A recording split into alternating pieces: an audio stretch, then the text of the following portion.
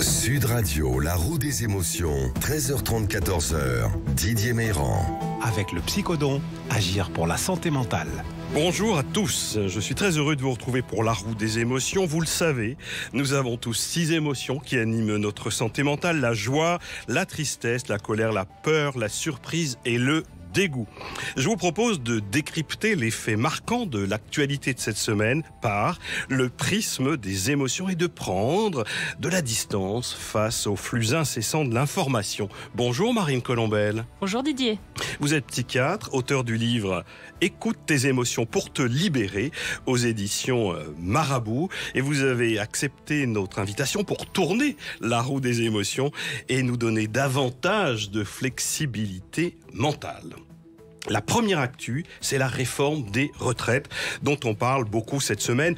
Une mission impossible, une réforme du système des retraites qui semble d'ores et déjà très impopulaire, alors que l'exécutif a annoncé que la piste d'une réforme par un amendement au budget de la sécurité sociale était envisagée, tout comme celui d'un passage en force avec le fameux 49.3.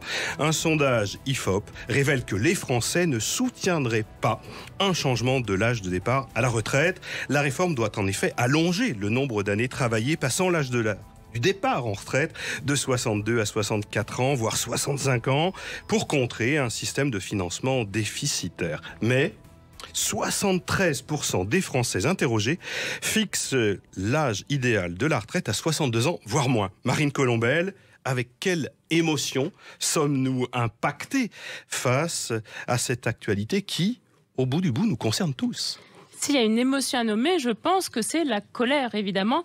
La colère face finalement à un sentiment d'injustice de la société, de gens qui ont travaillé toute leur vie dans des conditions plus ou moins difficiles, mais qui va de plus en plus vers le difficile dans notre société actuelle, et qui se disent que finalement on est en train de leur enlever des années d'épanouissement, des années en bonne santé, qu'ils souhaiteraient profiter finalement comme leurs parents ou leurs grands-parents avant eux. Parce que ils ont ce modèle de leurs parents, nous l'avons tous, ou de nos grands-parents. C'est la grande difficulté actuelle. On vit une société qui est vraiment avec des changements très profonds, des changements qui se sont très probablement accélérés là avec le Covid. Et on n'est pas dans le moment idéal pour faire ce genre de changements sociétaux, dans une société également qui est liée avec une crise financière qui se fait de plus en plus forte, une crise économique qui est en train d'accélérer ces derniers mois. Et qui génère du stress, de l'anxiété, de la colère. Et une colère, je dirais même une colère pas individuelle, une colère collective.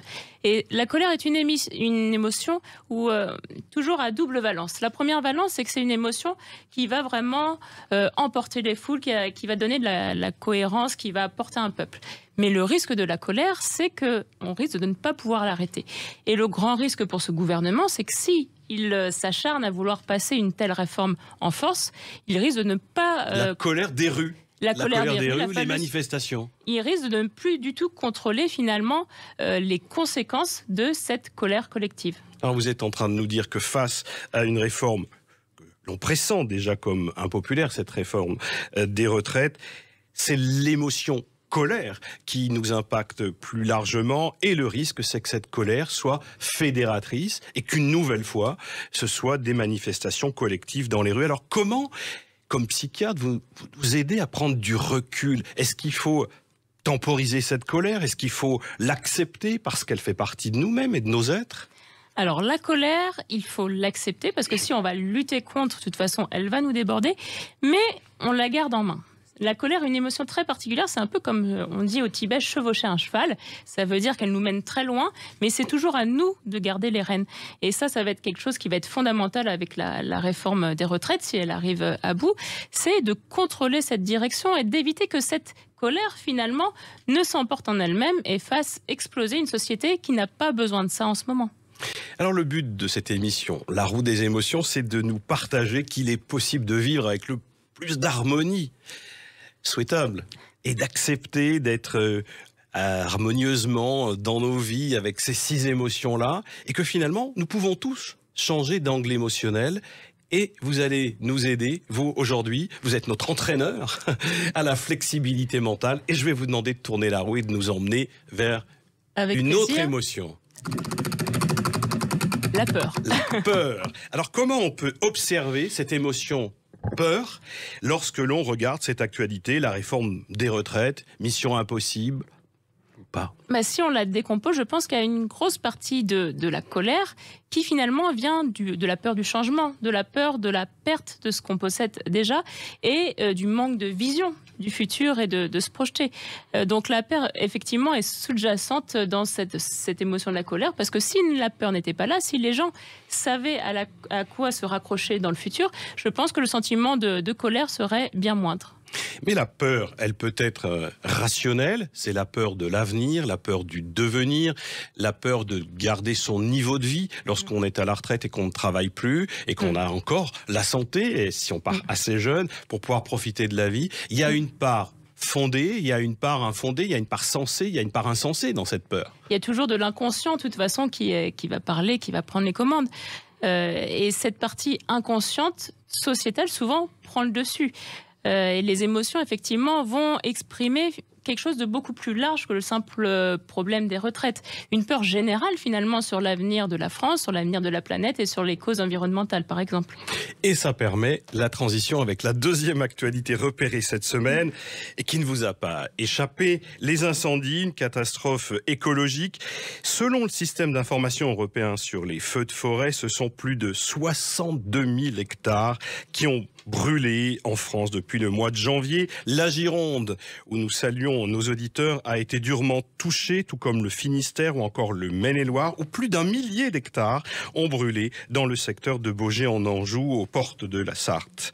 Ces pertes représentent aussi une véritable catastrophe écologique. Les forêts anciennes et leurs écosystèmes sont agressés, dévastés. C'est un drame pour l'environnement. Quelle est l'émotion qui est impactée de façon collective ?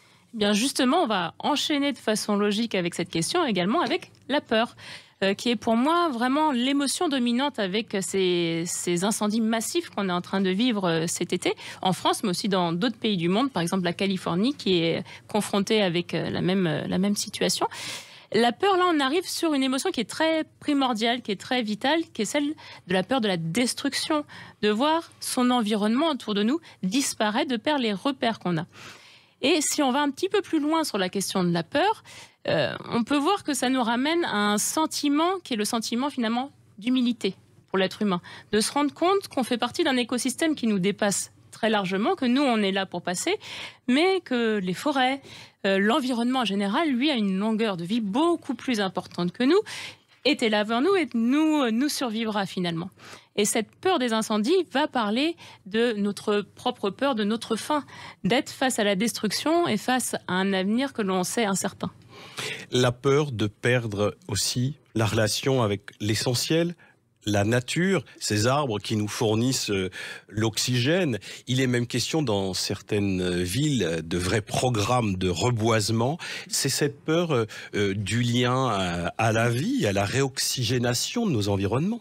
Tout à fait. On a la peur collective de finalement être la génération qui va mettre fin avec l'harmonie, avec la planète Terre, avec l'environnement. Et quel monde transmet aux enfants ? Qu'est-ce qu'on va transmettre ? C'est cette peur-là qui s'exprime. C'est une peur qui dépasse très largement notre condition à nous, parce qu'elle va impacter de toute façon quelque chose qui est plus large et qui va concerner les générations futures. On prend de la distance sur l'information ? On y va. Allez, vous tournez la roue des émotions pour nous donner plus de flexibilité mentale. Qu'est-ce qui peut nous rendre joyeux ? La joie. C'est difficile. Qu'est-ce qui peut nous rendre joyeux lorsque l'on regarde ici la déforestation et là les incendies qui dévastent des forêts entières en France, on disait, ou à travers le monde, ou aux États-Unis en particulier? Alors là, je prendrais la joie, je la transformerais en espoir. Ça veut dire qu'on sait que sur une terre prise de brûlée, conscience. Prise de conscience, mais surtout savoir que de la destruction naît la vie. C'est que d'une terre brûlée, d'une culture sur brûlis, finalement, des pousses arrivent à prendre leur essor et les forêts se reforment. Donc il y a un vrai espoir derrière. Mais par contre, cet espoir est conditionné par ce qu'on en fait. Ça veut dire que ça va être à nous, notre travail, d'encourager cette vie, de l'accompagner, de faire que ce qui a été détruit en ce moment, peut-être que dans 50 ans, 100 ans, on va retrouver de belles forêts qu'on a vécues avant les incendies. Comme psychiatre, Marine Colombel, si je vous entends bien, vous êtes en train de nous dire que des ténèbres, de la dévastation écologique peut renaître la vie si l'homme sait replanter, reboiser, reverdir, et que c'est cet espoir-là, cette joie-là qu'il faut observer si on change d'angle émotionnel par rapport à ce marasme écologique. C'est l'étincelle dans les ténèbres, c'est à elle qu'on doit se raccrocher, c'est ce qui a finalement guidé notre humanité à travers de nombreuses difficultés au fur et à mesure de son évolution, et qui fait que l'homme s'est accroché à la vie parce qu'il a su à chaque fois tracer sa route, et tracer sa route en cohérence avec l'environnement dans lequel il vivait. Ce qu'il est capacité de détruire par peut-être une consommation parfois excessive, parfois une population qui pollue trop peut-être, et puis peut-être des industries, des pays qu'on va pas pointer, mais qui participent à détruire la couche d'ozone. Ce qui les humains détruisent, vous êtes en train de nous dire comme psychiatre que les humains ont la capacité de le reconstruire. C'est beau. Oui, c'est beau, c'est plein d'espoir. Et je pense que cette conscience est de plus en plus importante quand même. On sent qu'il y a une volonté générale de faire attention à ce qui nous entoure, de faire attention aux gens qui nous entourent, et de cultiver cette bienveillance envers l'autre, de cultiver finalement cet espoir et cette harmonie. En tout cas, moi, en tant que psychiatre, c'est mon souhait. Et on ne peut qu'encourager tout ce qui va dans ce sens-là. Et c'est ce que vous partagez avec vos patients? Tout à fait, l'espoir. On se retrouve tout de suite après pour poursuivre l'observation, le décryptage de l'actualité de cette semaine dans la roue des émotions avec Marine Colombel, qui est psychiatre et auteure du livre « Écoute tes émotions pour te libérer » aux éditions Marabout. Sud Radio, la roue des émotions, 13h30, 14h, Didier Meyran. Avec le psychodon, agir pour la santé mentale. Et nous nous retrouvons avec Marine Colombel, qui est psychiatre, également auteure du livre « Écoute tes émotions pour te libérer » aux éditions Marabout. Et vous nous aidez à prendre la distance sur les faits d'actualité de la semaine, la bonne distance par le prisme des émotions. Ça ne vous a pas échappé non plus dans les débats politiques. Julien Bayou, le co-président du groupe écologiste à l'Assemblée, suspendu de ses fonctions. Il est accusé de violence psychologique par une ex-compagne. La vice-présidente du groupe écologique a en effet estimé que sa mise en retrait était un signal déterminant à envoyer aux femmes. Alors Marine Colombel, quelle est l'émotion collective qui est impactée ? Je pense que l'émotion qui me marque le plus dans cette actualité, c'est la peur. La peur parce que pendant très longtemps, la peur était du côté de la victime, de la personne qui subissait les coups, qui subissait les violences. Et depuis quelque temps, depuis justement les mouvements qui sont apparus depuis quelques années, on se rend compte que de plus en plus régulièrement, cette peur finalement change de camp. La victime a de moins en moins peur de parler, elle culpabilise de moins en moins, et la peur arrive sur les personnes qui commettent les violences. Et ça, je pense que c'est une avancée majeure quand même au niveau de la société pour réguler la violence, que ça ne soit plus les victimes qui aient peur, mais les gens qui commettent les actes de violence, évidemment. Il y a une chose qui m'a quand même interpellé dans cette actualité, c'est qu'il y a eu évidemment des faits récurrents de violences faites aux femmes, et on parle souvent de coups et de blessures ou d'agressions, mais là, on parle vraiment de violences psychologiques. C'est assez nouveau de pointer du doigt, il se trouve que c'est un homme qui a une violence psychologique envers une femme.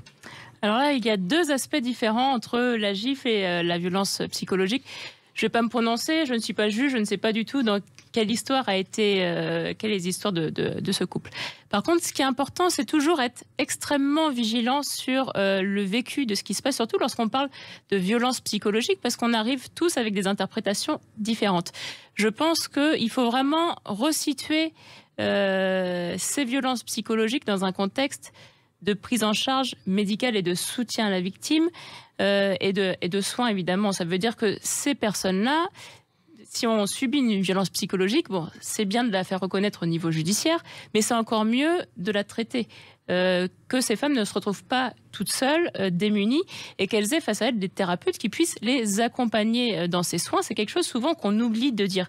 Ça veut dire qu'on travaille souvent l'aspect très juridique, mais on oublie que ces violences, finalement, elles font des dégâts. Et c'est pas parce qu'on a jugé la violence au tribunal que ce dégât ne va pas continuer. D'où l'important, je pense, de recueillir cette parole, mais ensuite de proposer des solutions concrètes pour les accompagner, les travailler et les surmonter pour se reconstruire sur un point de vue justement émotionnel.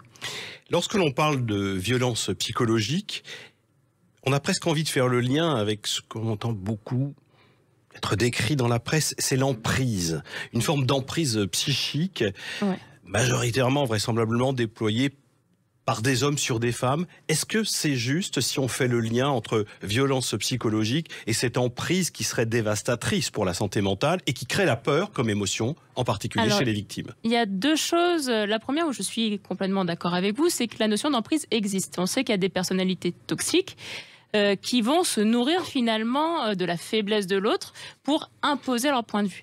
Après, je serais plus modérée sur quel sexe fait l'un ou l'autre. On sait qu'il y a autant de personnalités toxiques chez les hommes que chez les femmes. On est plus médiatisé souvent chez les femmes parce que lorsqu'elles s'accompagnent de violences physiques, évidemment, les dégâts sont plus importants lorsque c'est un homme qui frappe que lorsque c'est une femme qui frappe. Il y a votre propos en tant que psychiatre, Marine Colombel, de dire que ce ne sont pas que les femmes qui sont victimes, c'est ça? Vous nuancez la victimisation. Je nuance, finalement, tout le monde peut être victime et ça, il faut le garder en tête. C'est pas parce qu'on est un homme qu'on ne peut pas être une victime.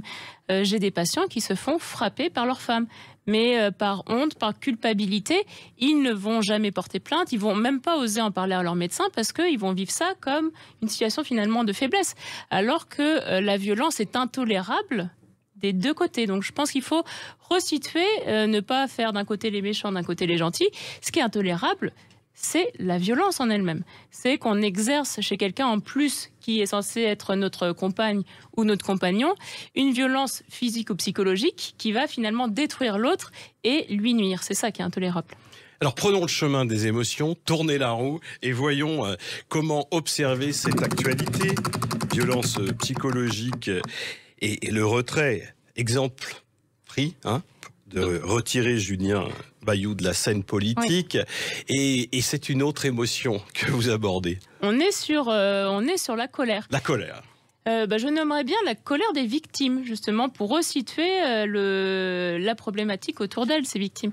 La colère de ne pas être entendue, la colère de ne pas pouvoir s'exprimer. Il faut savoir qu'il faut beaucoup de courage pour dire qu'on subit ces violences-là, qu'elles soient d'ordre psychologique ou des violences physiques. Il faut beaucoup de courage parce que c'est une situation où il faut demander de l'aide et finalement accepter que l'on n'est pas coupable, que c'est l'autre qui nous fait du mal. Et cette situation d'ambivalence souvent fait beaucoup de colère chez les victimes parce qu'elles se retrouvent dans une situation où la parole est difficile à donner, elles se retrouvent enfermées sur elles-mêmes, elles sont en colère contre les autres, contre la société, mais également envers eux-mêmes. La plupart des victimes culpabilisent, elles sont en colère d'elles-mêmes de ne pas réussir à parler, de ne pas réussir à sortir de cette situation. De ne pas réussir à dire et parfois de ne pas réussir à quitter le conjoint ou la conjointe qui exerce des violences ou physiques ou psychologiques parce que les émotions, on le dit, on voyage à travers les 6 émotions de la santé mentale dans cette émission, elles sont complexes.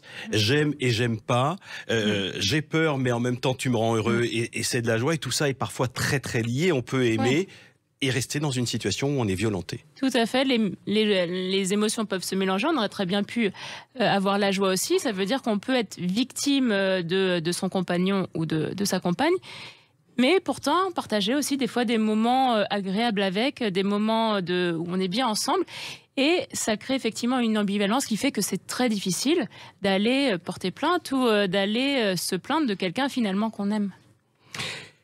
Dernière actualité beaucoup plus légère et qui, dans le contexte des funérailles de la reine d'Angleterre, a été observée ici et là par les internautes. Le couple Macron en basket aux funérailles de la reine Elisabeth II. C'est quoi cette histoire qui choque les Anglais? Shocking, en effet, sur les réseaux sociaux. La tenue du couple présidentiel français a été ardemment commentée des deux côtés de la Manche. En effet, à la veille des funérailles de la reine, les premiers dirigeants sont arrivés à Londres et dimanche soir, à Buckingham Palace, le nouveau roi Charles III organisait une réception avec des figures politiques ou royales du monde entier, dont le président français. Et dans la journée, avant la réception, Brigitte et Emmanuel Macron ont été aperçus à Westminster en train de se promener incognito avec des lunettes de soleil et des baskets, les fameuses baskets. Ils attendaient dans la file d'attente des Britanniques pour accéder au cercueil royal. Et cette photo des Macron en basket a fait bien des unes et des tabloïds. Quelle est l'émotion qui vous semble impactée dans ce contexte-là ? On parle de choking, je pense évidemment à la surprise de voir un comportement qui, au vu de la vision anglaise, n'est pas adapté. Et il faut rappeler qu'on est dans un deuil national, on est dans le deuil de la mère de la nation anglaise. C'est comme ça que la plupart des Anglais pensent Élisabeth. Ça veut dire que c'est plus qu'une reine, c'est la maman d'un peuple qui les a accompagnés à travers le XXe siècle, à travers les beaux moments de l'Angleterre, également les moments très difficiles. Et le fait que le couple Macron est venu avec des chaussures, je sais que c'était pas au moment officiel, c'était un peu leur moment de liberté. Oui, c'était un petit peu avant. Mais on est quand même dans un contexte de deuil général qui fait que c'est très mal perçu par les Anglais. Vous tournez la roue des émotions Bien pour sûr. voir si on peut observer cette actualité un peu burlesque avec un autre angle émotionnel. On est au niveau du dégoût. Est-ce qu'il y a du dégoût à voir les Macron en basket aux funérailles de la reine ? C'est en tout cas ce qu'ont ressenti De ma Anglais. part, non, mais effectivement, toutes les émotions existent, donc pourquoi pas aller jusqu'au dégoût lorsque ces valeurs sont atteintes et qu'on a l'impression que les gens vont à l'encontre de nos valeurs profondes. Donc pourquoi pas avoir du dégoût dans cette situation ?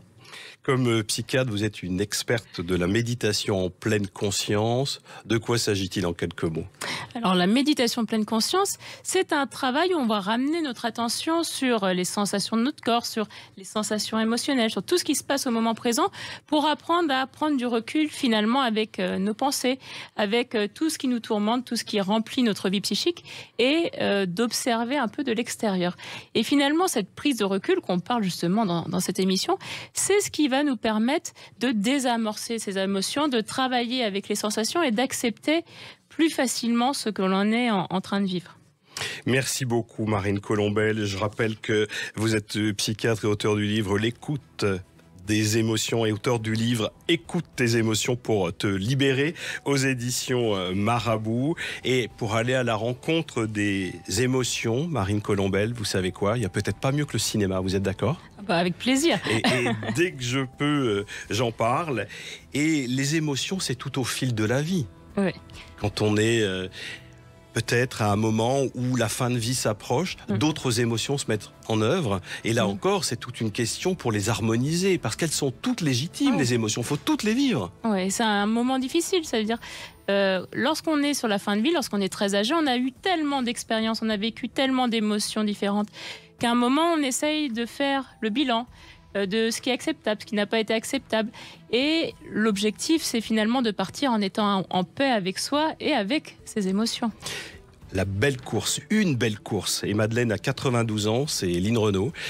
Elle appelle un taxi pour rejoindre la maison de retraite où elle vit désormais. Elle demande à Charles, Danny Boone, son chauffeur un peu désabusé, de passer avec lui du temps, de passer avec elle du temps et de mettre en perspective des lieux qui ont compté dans sa vie. Et peu à peu, au détour des rues de Paris, surgissent des émotions. Et il y a de vrais bouleversements émotionnels dans ce film à l'affiche ce week-end. Une belle course.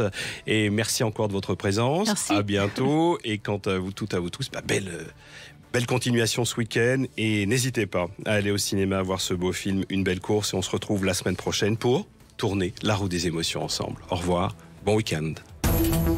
Sud Radio, la roue des émotions, 13h30, 14h. Didier Meyran. Avec le psychodon, agir pour la santé mentale.